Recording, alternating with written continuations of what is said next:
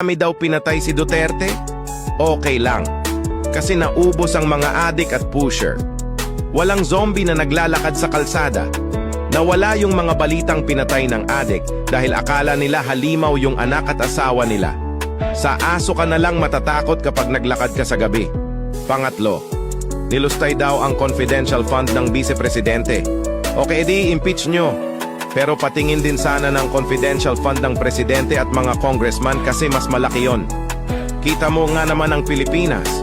Nagbabayad tayo ng tax pampasahod para lang magaway-away sila sa harap ng kamera. Sagot pa natin ang party, travel, Rolex at Land Cruiser nila. Samantalang yung bigas na dating 30-50 na, yung benteng pamasahe 40 na, yung burger sa Jollibee nagmahal na lumiit pa, yung soft drinks na 15 isang litro ngayon 25 na mismo pa. Dati pag malakas ang ulan naglalaro kami sa labas ngayon, pag malakas ang ulan nagsiswimming na kami sa baha. Dahil sa mga palpak na proyektong mas malaki pa ang komisyon ng pulis.